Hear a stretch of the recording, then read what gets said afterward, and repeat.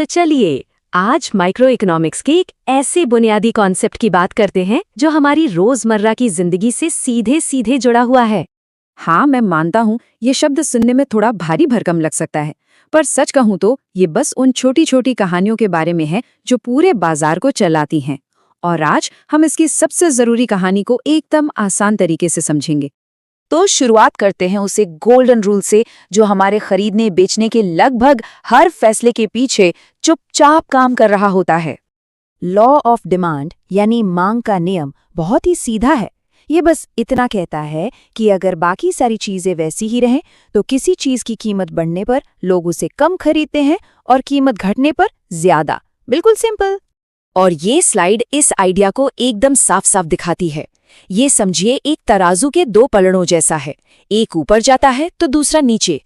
कीमत ऊपर तो मांग नीचे, कीमत नीचे तो मांग ऊपर। अब यहाँ पर ना एक बड़ा मजेदार और जरूरी फर्क है। देखिए, मांगी गई मात्रा का मतलब है एक खास कीमत पर कितनी चीजें बिकी, जैसे 10 रुपए में कितनी आइसक्रीम। लेकिन मांग का मतलब है पूरी कहानी, मतलब 10 रुपए में कितनी, 12 में कितनी, 8 में कितनी। ये किसी चीज के लिए लोगों की पूरी चाहत को दिखाता है। चलिए अब जरा ये देखते हैं कि अर्थशास्त्री इस पूरी कहानी को एक तस्वीर में कैसे बदल देते हैं। इसे कहते हैं डिमांड कर्व या मांग वक्र। ये और कुछ नहीं, बस एक ग्राफ है। इसमें एक तरफ कीमत होती है और नीचे की तरफ होती है मात्रा। और इस ग्राफ की सबसे बड़ी पहचान क्या है?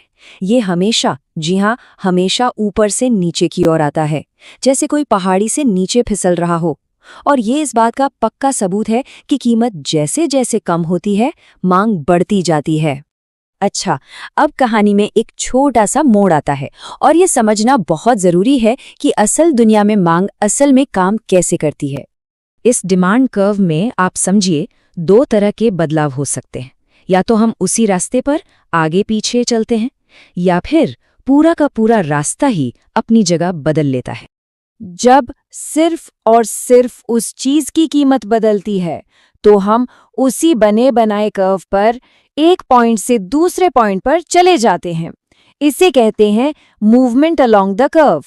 लेकिन जब कीमत के अलावा कुछ और बदलता है, मान लीजिए लोगों की आमदनी बढ़ जाए या कोई चीज अचानक फैशन से बाहर हो जाए, तो पूरा का पूरा कर्व ही अपनी जगह से खिसक जाता है और इसे कहते हैं शिफ्ट इन द कर्व। ये टेबल इसे बहुत अच्छे से समझाती है। सोचिए, अगर आमदनी बढ़ी तो कर्व दाईं ओर खिसक गया। इसका मतलब अब हर कीमत पर ज्यादा मांग है। और अगर कोई चीज लोगों को नापसंद आने लगी तो कर्व बाईं ओर खिसक गया, यानी अब हर कीमत पर मांग कम हो गई है। तो अब तक हमने नियम सीखा, पर क्या हो अगर ये नियम ही टूट जाए? सच कहूं तो यहीं पर इकोनॉमिक्स सबसे ज्यादा दिलचस्प हो जाती है। जी हाँ, कुछ ऐसी खास परिस्थितियां हैं जहां मांग का नियम काम करना बंद कर देता है, बल्कि एकदम उल्टा पड़ जाता है। जरा इन 2 कमाल के उदाहरणों को देखिए। एक तरफ है गिफिन वस्तुएं। ये वो घटिया क्वालिटी की जरूरी चीजें हैं जिन्हें लोग मजबूरी में कीमत बढ़ने पर और ज्यादा खरीदते हैं। और दूसरी तरफ है वेबलिन वस्तुएं, यानी अल्ट्रा लग्जरी आइटम्स। इन्हें लोग खरीदते ही इसलिए हैं क्योंकि वो बहुत महंगे हैं और स्टेटस दिखाते हैं। वेबलिन गुड्स के मामले में ज्यादा कीमत कोई रुकावट नहीं है, बल्कि वही तो उसकी सबसे बड़ी खासियत है। और बात सिर्फ एक चीज की नहीं है, उससे जुड़ी दूसरी चीजों की कीमतें भी इस नियम को तोड़ मरोड़ सकती हैं, जैसे कि सब्स्टिट्यूट्स, यानी एक के बदले दूसरी इस्तेमाल होने वाली चीजें, और कॉम्प्लीमेंट्स, मतलब वो चीजें जो एक साथ इस्तेमाल होती हैं। इस स्लाइड में देखिए, ये कितना दिलचस्प है। मान लीजिए कॉफी अचानक महंगी हो गई तो क्या होगा? लोग चाय ज्यादा पीने लगेंगे, मतलब कॉफी की कीमत बढ़ने से चाय की मांग बढ़ गई। और सोचिए, अगर पेट्रोल बहुत महंगा हो गया तो लोग कार खरीदने का प्लान शायद टाल देंगे, यानी पेट्रोल की कीमत ने कार की मांग को घटा दिया।